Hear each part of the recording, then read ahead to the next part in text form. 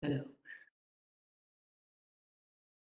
Yes, good afternoon, everyone, or good evening, or good morning for others. We're going to start. It's just over 3 o'clock. Some people may join us within the next few minutes, but let's just get started because we have a full program ahead of us. And I'm very glad that you joined us all in this webinar, also on behalf of WWF. I'm going to talk about biodiversity, and biodiversity in finance. It's a really big topic in many respects. For one, it attracts a lot of interests, as over 280 people have signed up to this webinar. For some of them, it may be a new topic, and for others, it may be a topic that they already focus on and maybe struggle with. We hope this webinar will be interesting for both groups. To make it even more interesting, we invite all of you to participate in the chat that is available from WebEx, particularly in the second half of the webinar when we have an expert discussion.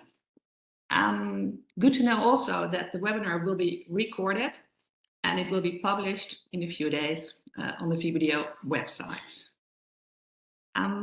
Now let me see if I can get to the next slide.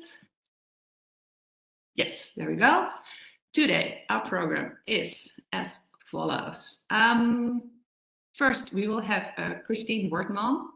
Christine is Greening Finance Netherlands lead of WWF, and she will set the scene on biodiversity for us and its relevance to the financial sector.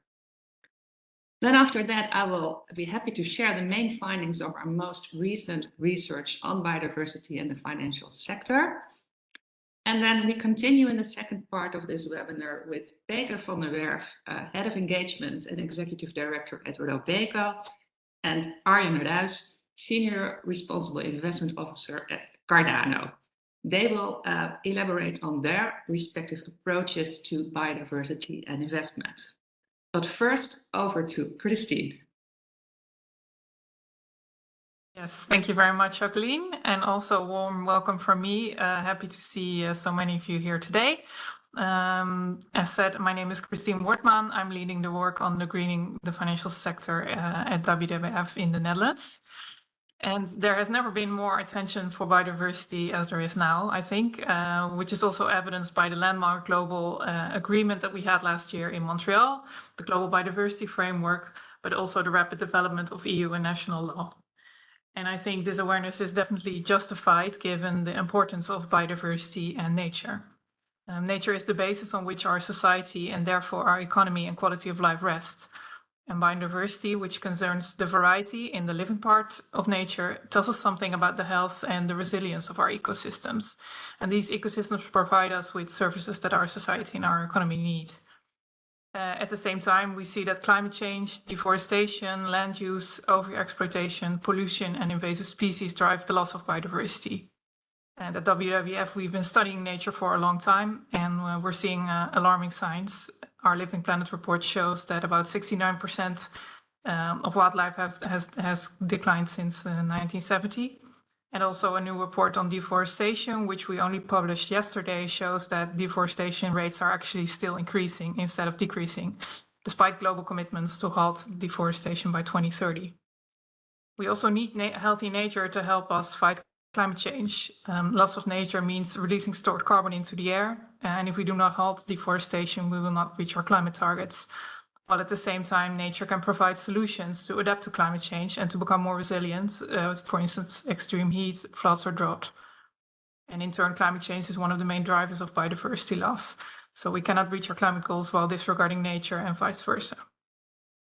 Our economy and our businesses also depend on nature.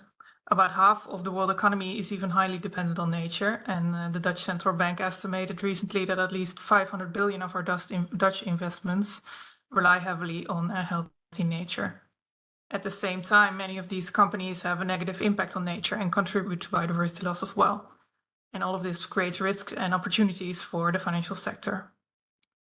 And in order to bend the curve on biodiversity loss in 2030 and thereby also safeguard our economic interest, we know that it's not enough to just focus on conservation. We need to also transform our production and value chains, which means our businesses, our projects, activities that impact nature and which are enabled and supported by the financial sector. And it's also important to move from awareness to action, since 2030 is very near and timelines are short. And we know that we need systems change and transformational action to reach our goals. And I think the financial sector has a huge potential to be the catalyst in this transformation. And in particular, the focus of the VBDO study that Jacqueline will present later is on pension funds and insurers, which are actors that by their very nature look to long-term risks and benefits, which should support nature in their decision-making. As of today, biodiversity is not yet a core competency of the financial sector, and it will take some time before it has become the new normal to integrate nature in investments. However, I also think it's a mark of the modern world that we live in that change happens fast and sometimes disruptively, not leaving us the time we would maybe like to decide our response. So while I understand that it can be complex, we're here to help, and there's more and more tools and guidance becoming available, such as the recent recommendations from the Task Force on Nature-related Financial Disclosures and the Science-Based Targets on Nature work, which will help you as well. And I hope today's conversation, as well as the recommendations in the study, provide you with some more tangible ideas on how you can start acting on this today. That's it from me. Thank you very much, Christine. Thank you very much. So, wow. Clearly very relevant topic, lots of things going on. And if I heard you correctly, we're going to move to the new normal with the financial sector. And the new normal will be to fully embed biodiversity in investments. That's the ambition, I think, that you just laid out, briefly summarized. Let's go for it. And okay, let me first share with you then the results of the research that we did. I will tell a little bit about the context, about how we looked at biodiversity, then over to the main findings, and finally to the conclusions. And if you're interested to read the full report, you can scan the QR code and download it. And if you're not that savvy with QR codes, you can also download it from our website in a few days. Or maybe already, it's already there, sorry for that. All right, so over the past few months, the VBDO researched biodiversity, focusing on the following questions. First, how is biodiversity and finance related? And second, how does this relationship then translate to investment practice? The research was made possible by two of our members, WWF and also AXA Investment Management. And the rationale behind the research is actually to obtain a better picture of both of these questions, and at the same time also raise awareness on this topic of biodiversity within the financial sector. And then we particularly focused, as Christine already said, on pension funds and insurance companies. Yes. So we focused on 60 financial institutions after having sent out questionnaires to 73. So there was a response rate of 84% in total. And the 60 financial institutions were 43 pension funds, so 43 of the largest 50 pension funds in the Netherlands, and then 17 insurance companies.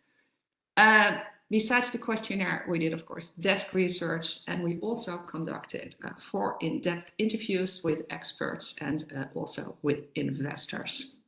So that's what we have been looking at. Then the topic, biodiversity, you can say a lot about it. Well, what is biodiversity? I'm not going to fully explain, but I always like this picture very much. I borrowed it from IUC in Netherlands, actually. Many thanks for that. It's what we often visualize, and also what we often, the words that come to us when we talk about biodiversity. And it's all true, I think, but it's not complete yet, because biodiversity is all of this, but it's also much more. It's, for instance, also the variety of species and the species we do not see because they are underground. So there's also a more cognitive definition of biodiversity, and I'm not going to read it aloud here, but well, it's a complex topic and also likewise a complex definition. It's a definition from the IPBES, and that's an important institution when you talk about biodiversity. It's actually what you could say, it's actually the equivalent of the IPCC for climate change. So, okay, illustrating complexity, variability, interconnected dynamic ecosystems, context-specific characteristics. Now, not always things that necessarily investors feel comfortable with in investment decision-making. However, biodiversity is an extremely important topic, and I always like to illustrate it in this way, because why actually do we need to talk about it as investors? Christine pointed out already, and I think that this so-called wedding cake or SDG pie, which was constructed by the Stockholm Resilience Center, illustrates it quite clearly. And yes, what happens actually in terms of SDGs is what many investors focus on. And they focus on a few SDGs typically, and then, well, preferably often the ones that they can measure and the ones that are investable. And then when you look at SDGs in that perspective, the 4 biodiversity related SDGs in the bottom, they don't often meet these criteria of measurability and investability. Yet, what this figure also shows is that the only way to achieve the economic and societal goals of the SDGs, so the other 2 layers, is actually if we first and foremost achieve the biodiversity related SDGs, not the other way around. So, of course, the takeaway here is that we all depend on biodiversity also as financial institutions, as investors. And then over to how do we then depend on biodiversity as financial institution? This is a nice illustration of that. It's the dependence, it's not really a new idea. Christine already mentioned that the central bank researched this in 2020 and indeed calculated this dependency to be over 500 billion euros in terms of assets under management, of this time also including banks, insurance companies, and pension funds that depend on biodiversity in the sense of the ecosystem services that biodiversity provides to us and also to companies and investors. So we can put a number to the degree to which our assets actually depend on biodiversity. So what happens with biodiversity loss, which is now ongoing? Well, it upsets really the balance of the ecosystems within the ecosystem and jeopardizing the ecosystem services, which consequently leads to financial risks for institutions. And also important to note here is that financial institutions also contribute to the risks of biodiversity loss, to which they are also exposed. This so-called double materiality relationship is a very important characteristic, we believe, of biodiversity, because biodiversity loss is a risk to assets, but assets can also be a risk to biodiversity. Okay, so to see how investors actually contribute and, or you could say impact biodiversity, we look at the IPBES, how they define this. Yes, there we go. This picture of the IPBES. And it demonstrates how IPBES defines actually different types of impact and in terms of impact drivers. Well, I think it's a very interesting picture. I won't say too much about it, but I think it's important that you see on the left side the so-called indirect drivers. And indirect drivers, they include institutional and government structures, things that underlie our decisions and also our activities. You could say it's the rules of the game.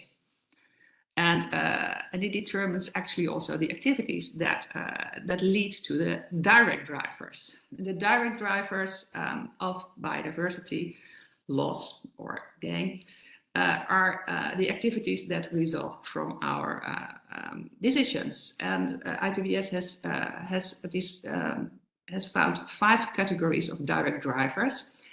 And you can see that typically climate change is one of those 5. So climate change is seen as a part, in fact, of biodiversity. But there's also other elements to biodiversity. And another important aspect of these direct drivers is that they are all interconnected with one another. For instance, global warming leads to loss of biodiversity, and it also aggravates, again, climate change. So it's a spiral, and it's a dangerous spiral, with a risk ultimately to become maybe irreversible at some tipping point. And it means that when we address biodiversity, we need to address all drivers if you seek to bend the curve on biodiversity loss.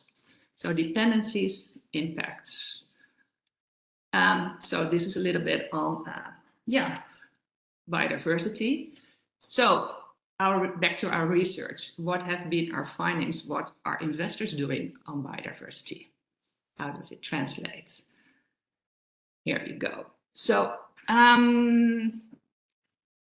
you can see here that there's a great number and a great variety of initiatives and regulations. Actually, this slide only shows a few.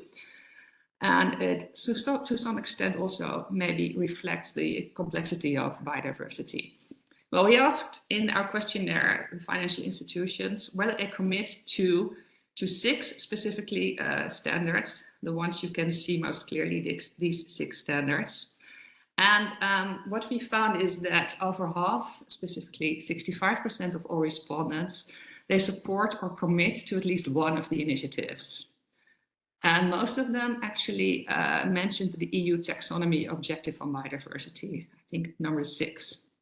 And also, besides that, initiatives on collective engagement got a lot of support.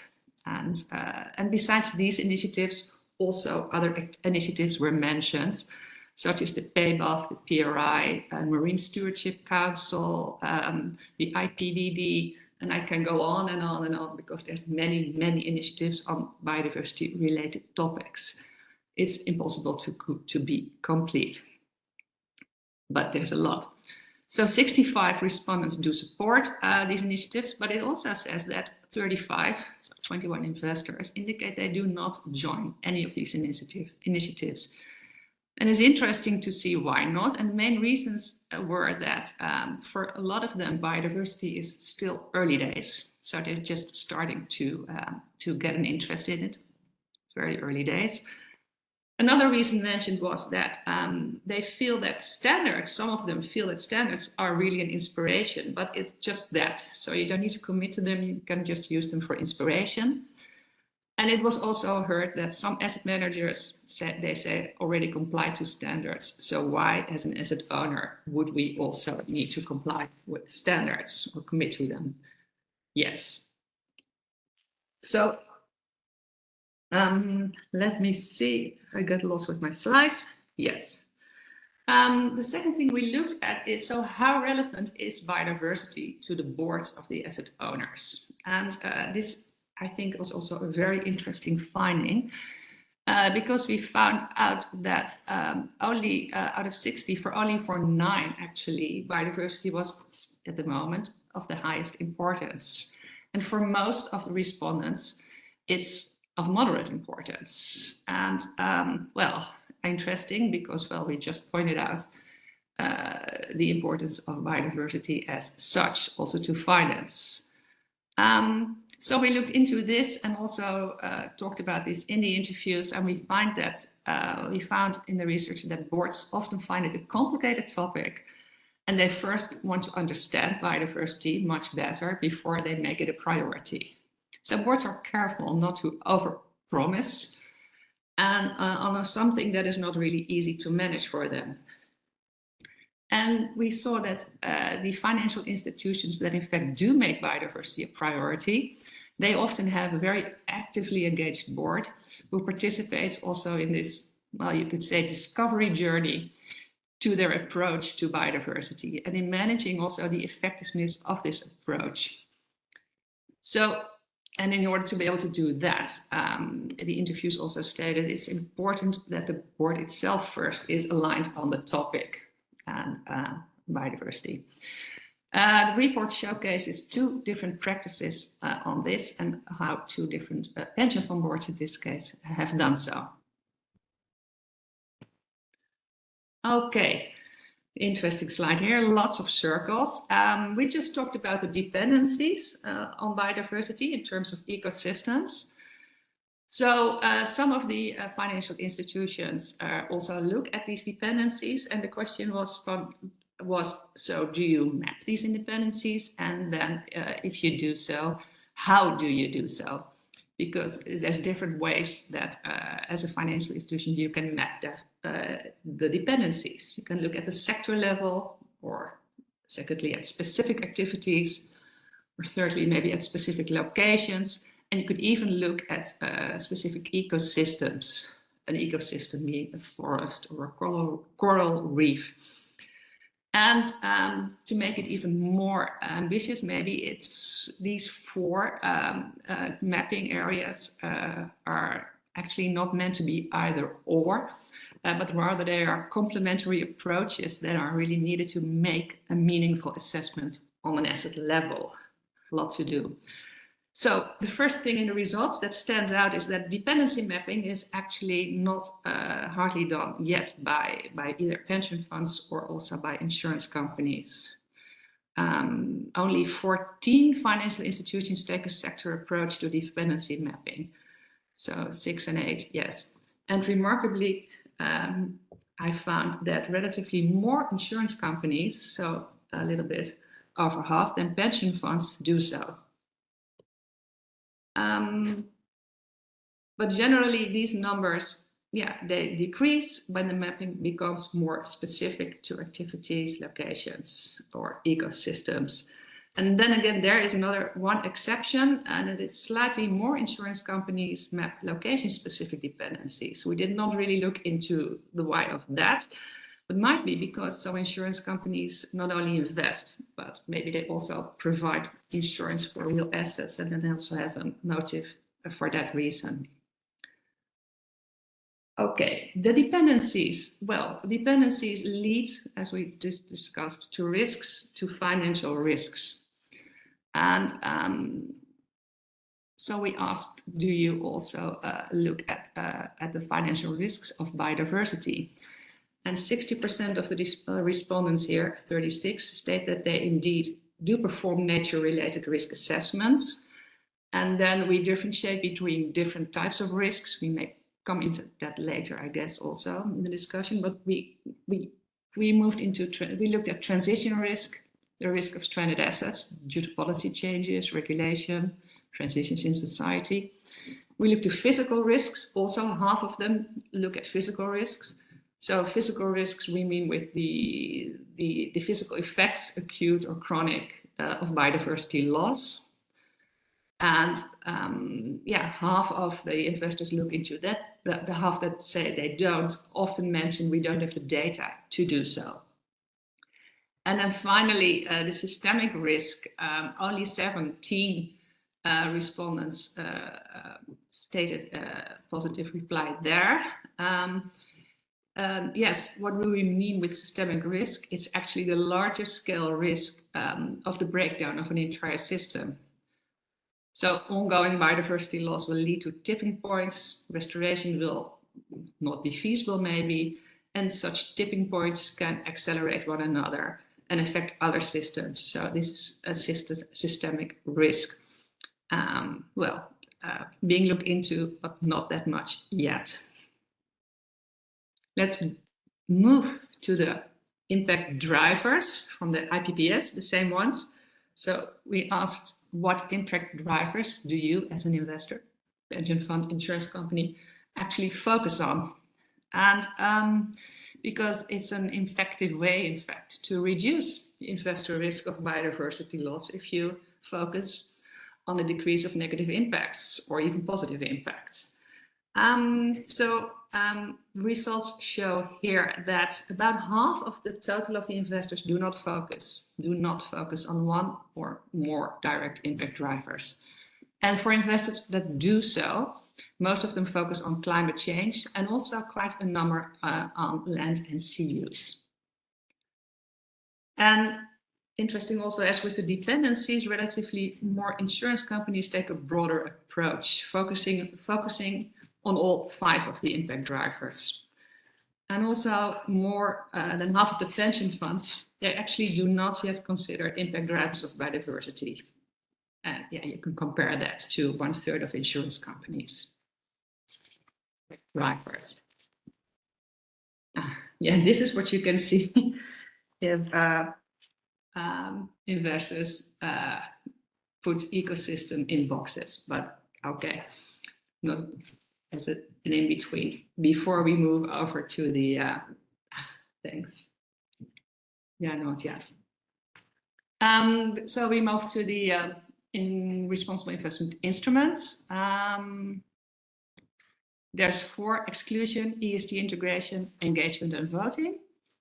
And in exclusion, we don't have a graph actually. We have the other 3, but what we found there is that almost half of the respondents, they say biodiversity is part of their exclusion policies. And mostly because of environmental controversies, breaching of international agreements. And those are reasons to exclude. And also some exclude for the use of certain uncertified products or deforestation. Then ESG integration, that's the first graph on the left, and more than half of the respondents do take biodiversity into account in ESG integration. Yet this number decreases significantly actually when ESG integration also extends to monitoring investments after selection. Considering biodiversity in selection is often done in best-in-class strategies based on ESG rating agencies. But there's also examples of more active approaches, and you can find them in the research. To engagement, the middle graph, it's the most used responsible investment instruments. So 47 respondents, 78%. So many institutions, they take a sectoral or thematic approach to engagement, both individual but also collective engagement initiatives, of which there are several.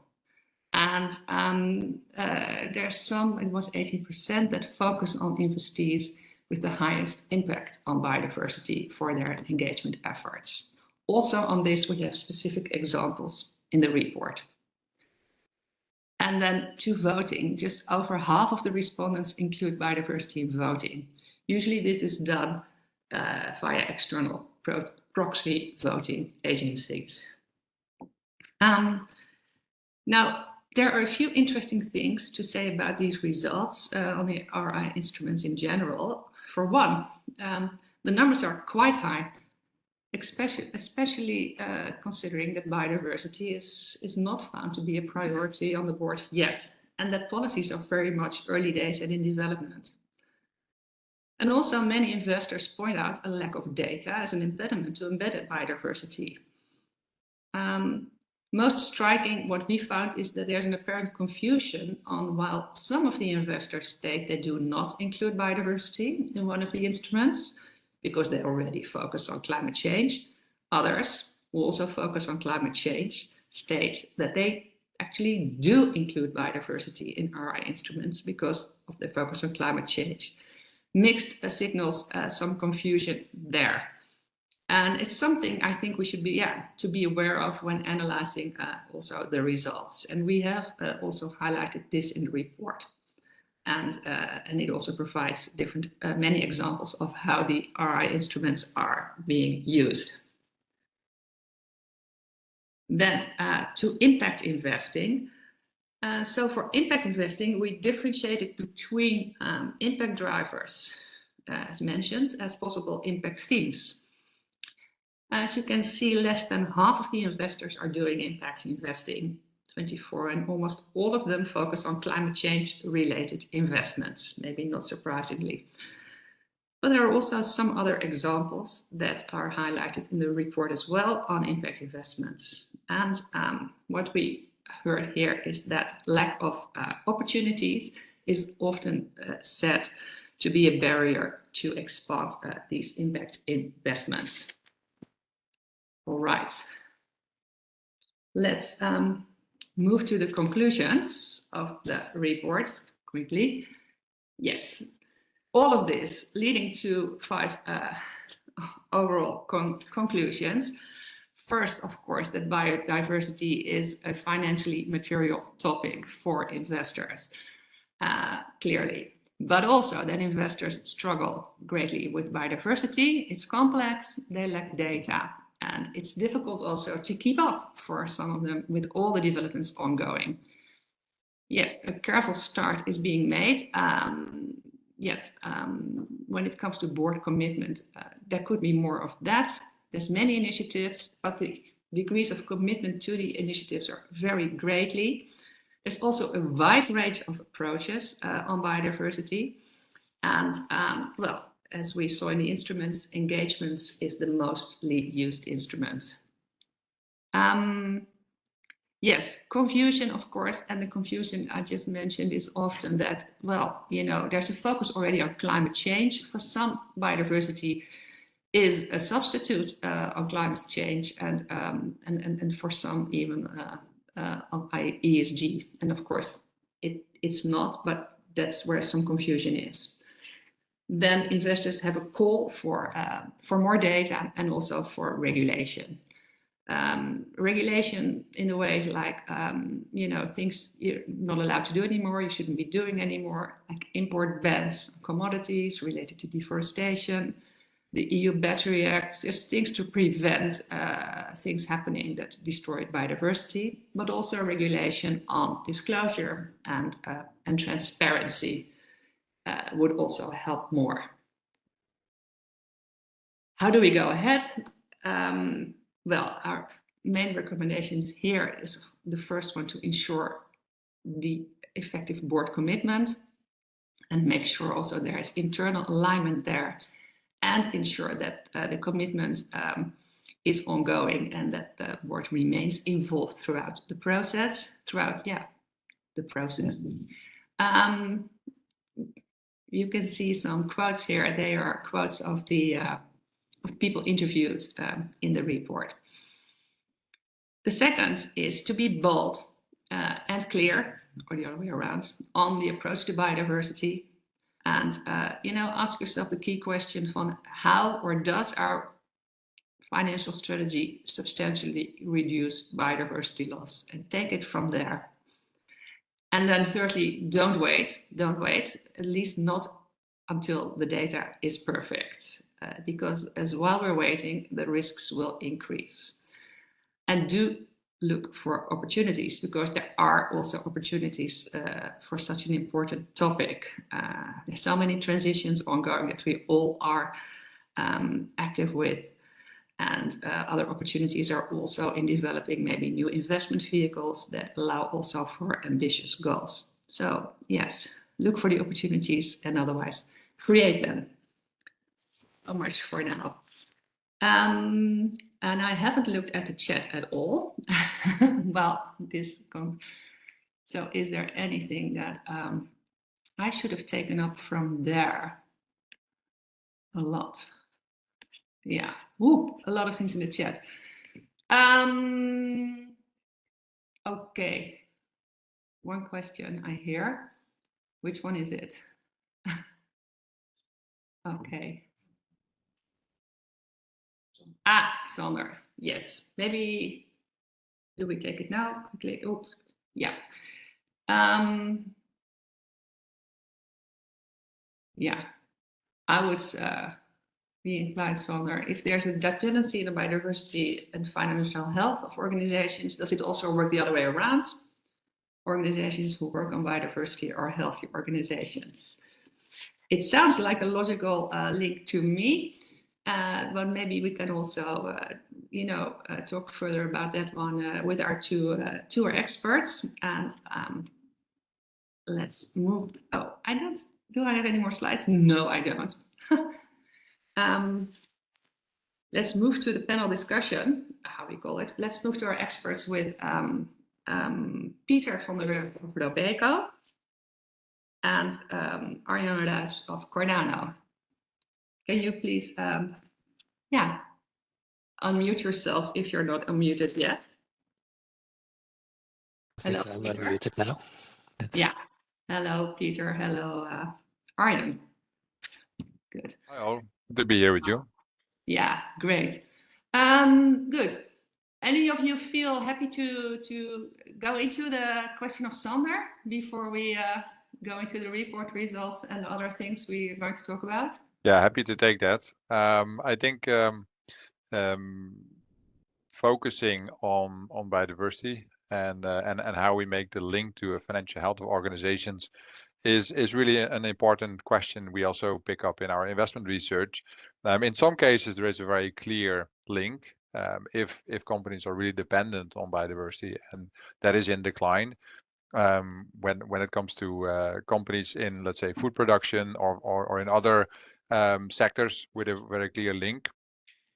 In other situations, it isn't. And I think that's where you really get to the heart of the issue with biodiversity, that it's often an externality that you're not pricing in, and therefore from a valuation perspective, the loss of biodiversity driven by the company you're analyzing and its activities isn't part of how you would ultimately predict its future value.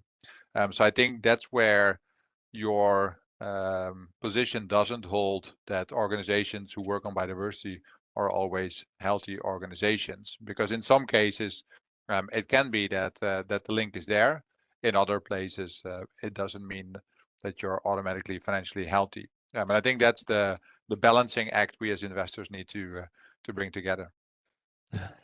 Maybe to add one thing here, it's also the time scale that you have to consider. It's on, as Peter said, on the shorter term, and many companies that are directly dependent on biodiversity, such as food production companies, and on the short run, they are might also be impacted.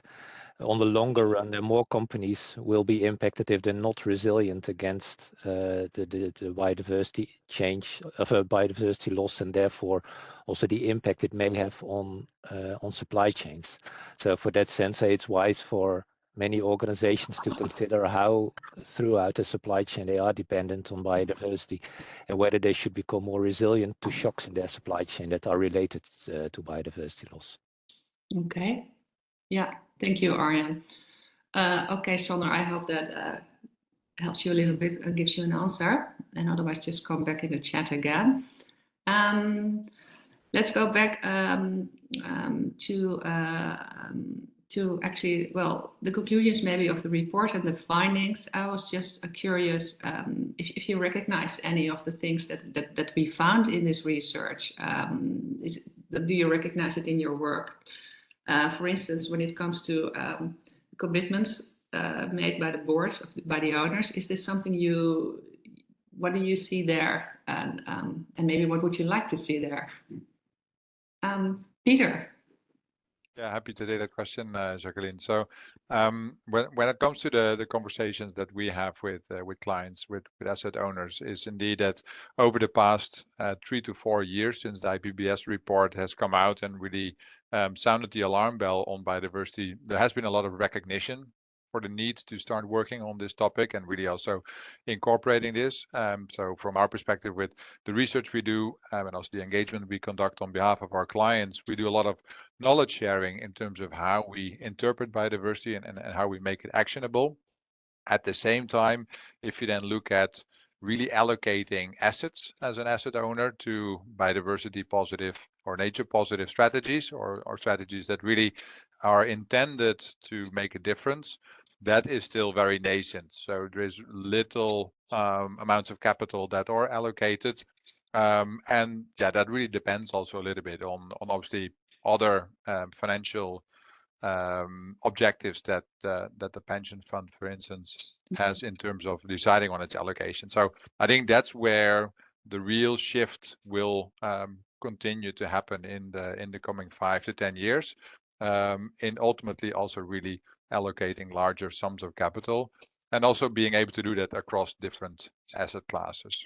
I think a lot of that still sits in particular equity strategies where you have a smaller amount of companies that you really commit to, and we're also looking to expand that into to a broader range.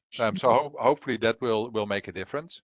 And I think also the point of engagement being probably your first point of entry, that is something we also hear from our clients, that they really also would really like us to engage on their behalf, because that ultimately gives them ability to maintain invested in their current portfolios, for which they've decided for obvious reasons to set them up, but then really being able to challenge companies to change their practices when it comes to minimizing biodiversity loss. Mm-hmm. Thank you, Peter. Yes, knowledge sharing, but maybe in the future more reallocation of assets, including biodiversity targets. Do you also recognize that, Arjan? Yeah, definitely. Yeah, I agree with Peter that over the past few years, there are many of our clients for whom biodiversity is climbing on their priority ladder, but many of them are struggling with how dependent they are on it and to what extent it's really a topic that's relevant for them as an asset owner. When you start talking with them, that in principle they are already, if they integrate ESG already within their processes, so if you explain to them that they are considering already quite substantially their contribution to biodiversity loss, and then they see that it's not a totally new topic. Almost everybody is already considering climate change. Many are already considering the risks related, for instance, pollution or water shortage or to deforestation, and those are separate topics, but many don't see the relationships between all these topics, and the fact that if you treat them together or if you treat them in silo, then you may miss some certain topics. Whereas if you treat it as a topic that relates to biodiversity, that then you see more impacts and more dependencies that are related to your portfolios. I agree with Peter that especially when you focus really on biodiversity, it's still quite early to really consider it in your stock selection, and therefore we also see it that for most of our clients, engagement is the first starting point to include it in their policies, where climate change and deforestation are then the two topics where you see most clients acting on.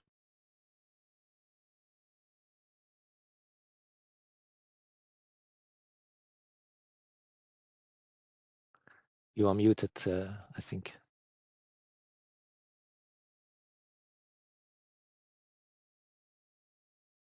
Yes, I'm back again. Thank you. Yes, things are happening, yet maybe a bit careful still, at least also if I just read into the chat also let me go back to Nina saying good, okay, let's talk how this works in finance, and understandable, but we also need really to be more radical about this.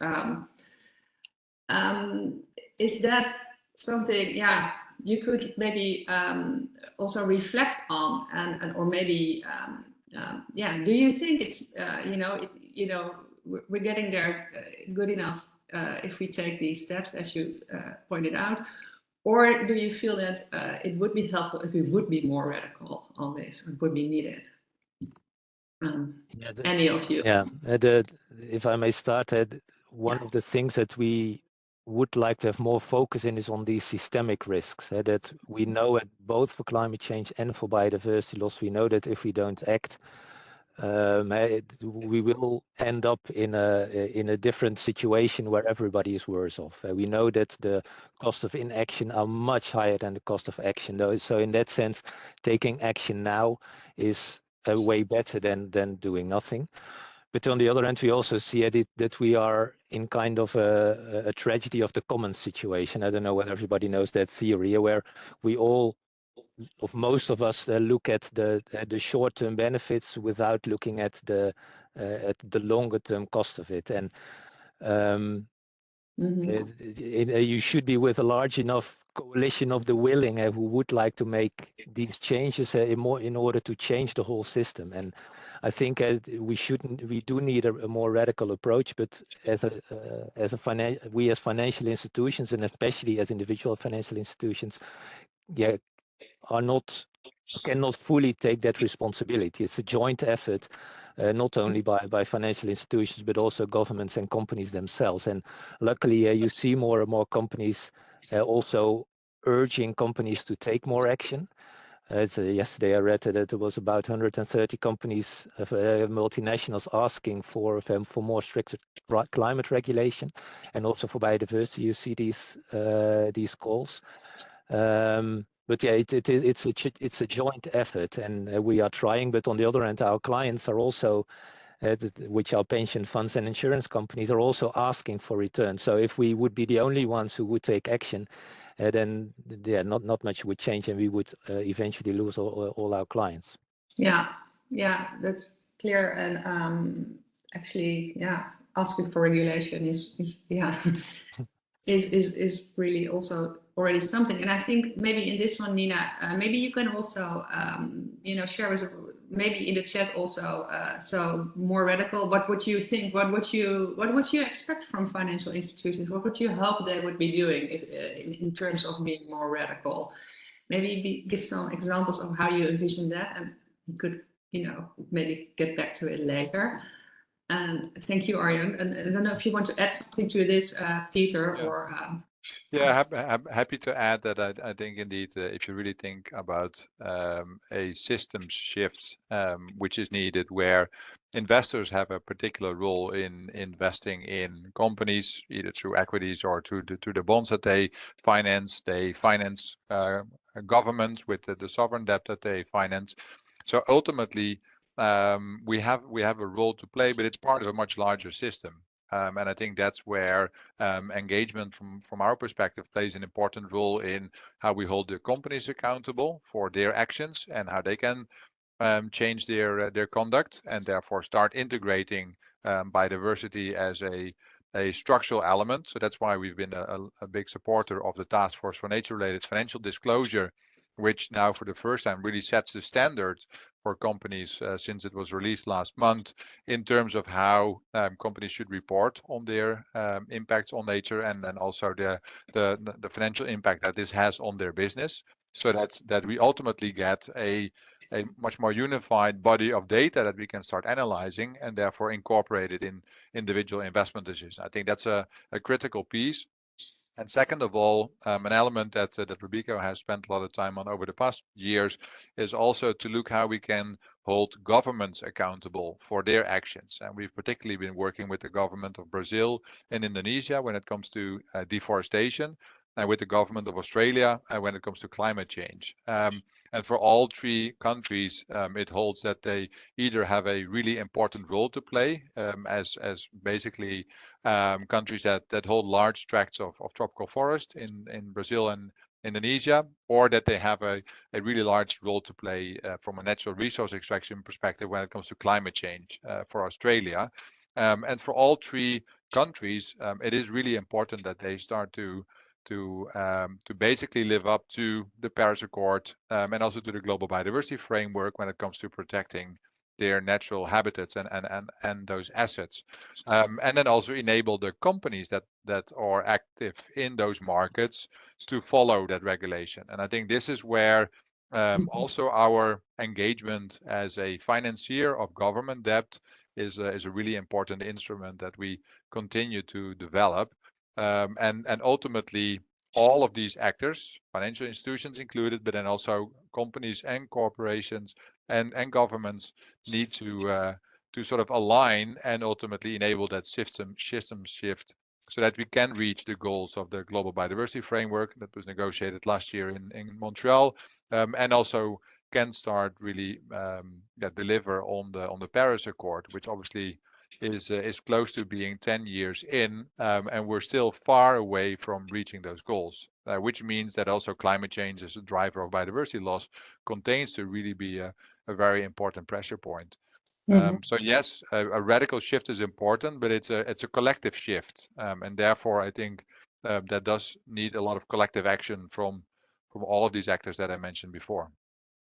Okay, thanks, Peter. And very interesting also about what you mentioned, so about engaging with governments through the sovereign bonds, because there's a lot of investments, of course, in going on in sovereign bonds. And so now you mentioned 3 countries, and I don't know, are you planning maybe to increase that number of governments, or is it a really specific focus there?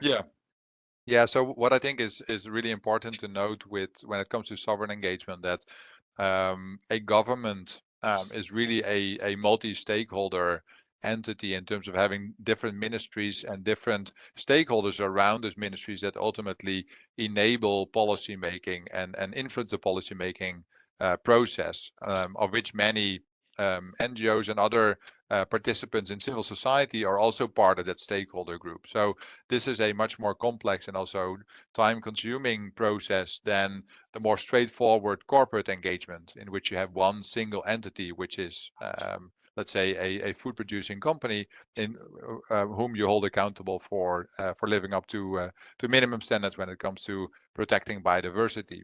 And so from that perspective, we need to be realistic in terms of the amount of countries that we can engage with.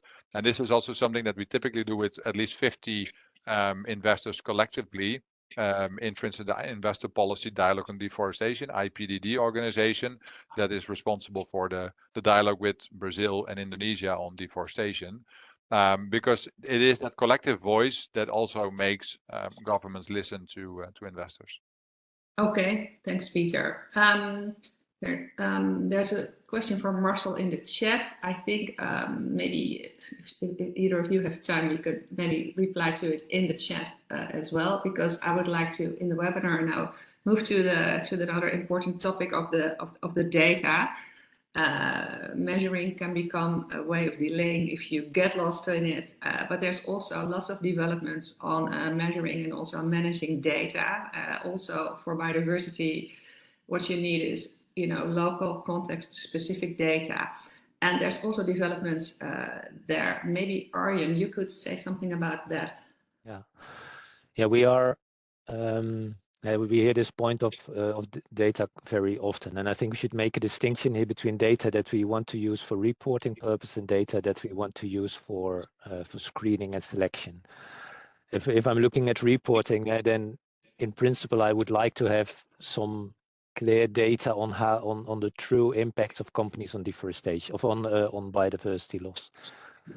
Currently there's quite some progress in measuring this. Within Cardano, we now have also a data set that we use to show the biodiversity loss footprint of our portfolios.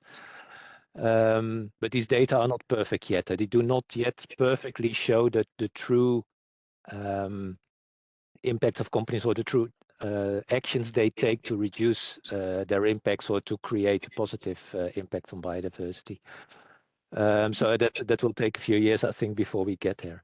If I'm looking at the data that I want for screening purposes, I would like to have data on, especially for those sectors that are exposed to biodiversity loss or exposed to deforestation or so, would like to have data on what are they doing, of more forward-looking data on what are they doing to reduce their impact, or to switch their input to impact such that they have a positive impact on biodiversity. Do they set targets? Do they have risk assessments? Are they related to certification schemes, for instance, on palm oil or soy or those kind of things, in order to get a better view on what companies are doing to reduce their impacts and to create this positive impact that we need.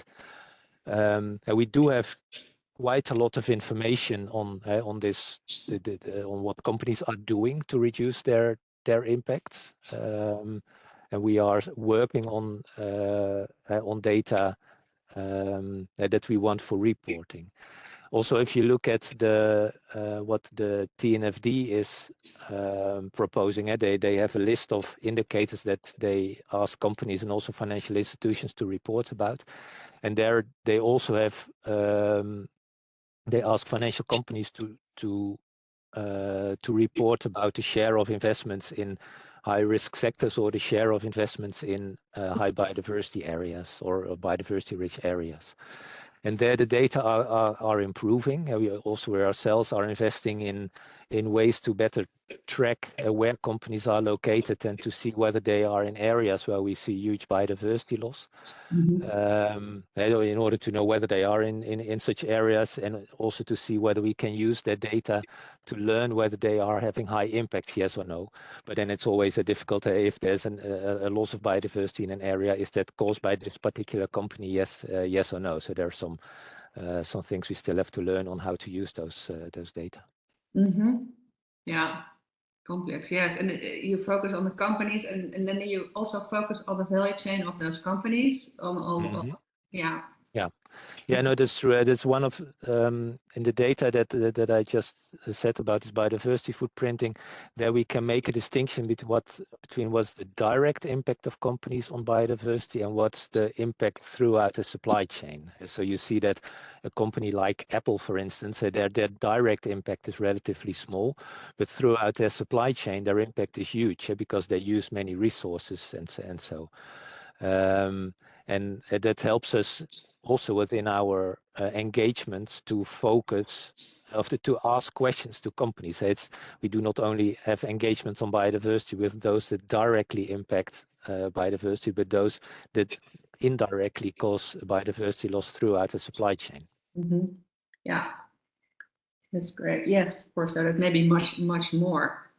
I wanted to turn also to, so we talked a lot about the challenges and the complexities on the data and everything, but also maybe I'd like to hear about your thoughts about what are opportunities when it comes to biodiversity, because our research showed that for investors find them difficult to pinpoint, but maybe you have some ideas on where opportunities could be for biodiversity investing.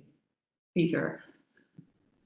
Yeah, so we've also at Robeco been working on a biodiversity investment framework, which we want to roll out to really across different asset classes be able to rate companies on the biodiversity performance in terms of how they're reducing their impact on biodiversity loss, so that you enable a broad set of investment strategies to really look for those opportunities. So I think that's important. We have launched last year a biodiversity equities fund that really is dedicated on looking for biodiversity opportunities, where engagement is also an important element with those companies that still have a important footprint. So I think that's really where we see the opportunities. I did want to get back to one question I saw in the chat from Erlen from Rainforest Foundation Norway when it comes to escalation, because I think a lot of the questions also revolve around when do you sort of draw a line. Robeco has committed to the deforestation commitment at COP26 at Glasgow, in which we have committed by 2025 to really work on eradicating deforestation from our investment portfolio. So we're sort of year by year taking steps. We're currently at the point where we are able to screen our full investment universe on deforestation risk exposure. Not only companies that produce palm oil or soy or beef and leather and paper and pulp, but also those that are using it, because that's, I think, where the real risk sits in those value chains, which are typically opaque and difficult to track and do your research on. We're currently looking to write to all of those companies which we have identified, and then also start using that in our voting decision. That was one of the questions also in the VBDO research, in terms of how can you apply it in your voting to then vote against certain nominations of board directors if they don't live up to our minimum standards of preventing deforestation in your supply chain. So that's the first step of escalation. And then over time, if we feel that companies still have a very high risk exposure and do not take action, we would select them for what we call escalation engagement, which means that we have engagement with very clear expectations. And if at the end of the engagement the company doesn't fulfill those minimum standards, we will move to exclusion. We have a similar program for climate, and we're looking to also develop that over time for deforestation. So yes, I think there is an appetite among investors. What is really important is that you have high quality data to screen your full investment universe and treat all companies equal, so that you also make balanced decisions how you implement such a topic in your investment. So just thinking about that, I think that that would be something I could share in terms of how do you really use escalation, and also how do you then really draw a line in terms of where you do no longer accept poor performance on biodiversity. Thanks very much, Peter.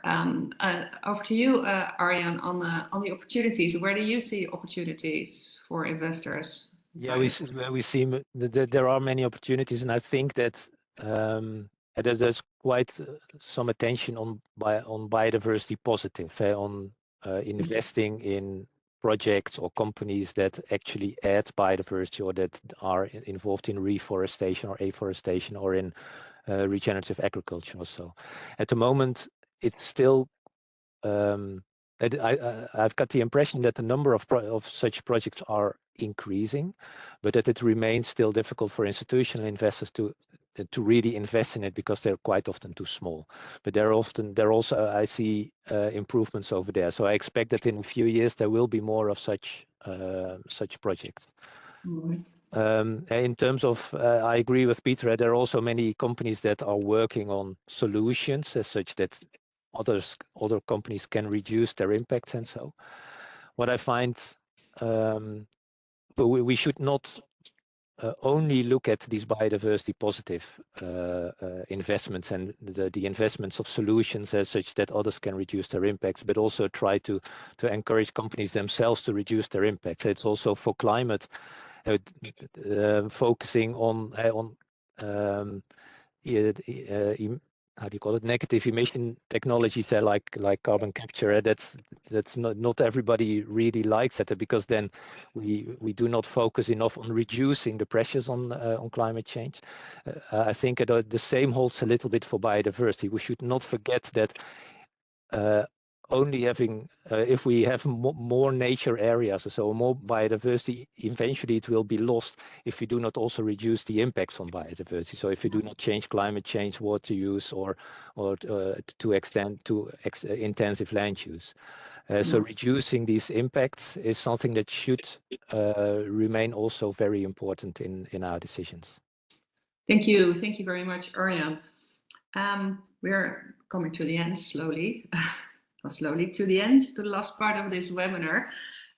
For that, before we close, I would first like to ask Christine again to reflect on what we just talked about in the last 50 or so minutes, our findings and also the discussions. Maybe you can give a brief reflection on that, Christine. Are you unmuted? No. There you go. Yes, thank you, Jacqueline. Well, I think it's interesting that we kind of heard the two perspectives today in the results, but also in the discussion. So on the one hand, we see maybe the struggle. It's a complex topic. It's difficult to know where to start. And on the other hand, I think we also heard a lot of a wide variety of options that are at your disposal as an investor, but also as an asset owner. Mm-hmm. Yeah, thank you. Wow, that was really brief, but very good also considering the timings, because we're just a little bit over 4 o'clock.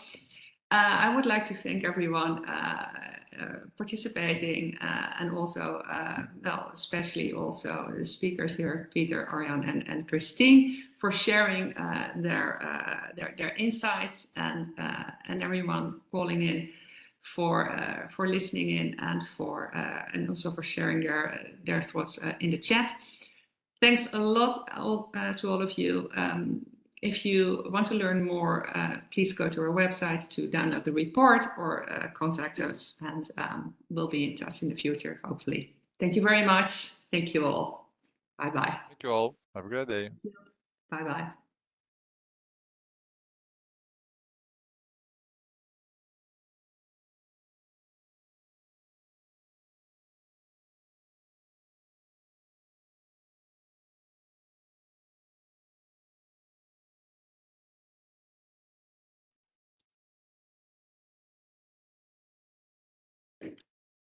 Escape. Ja, deze.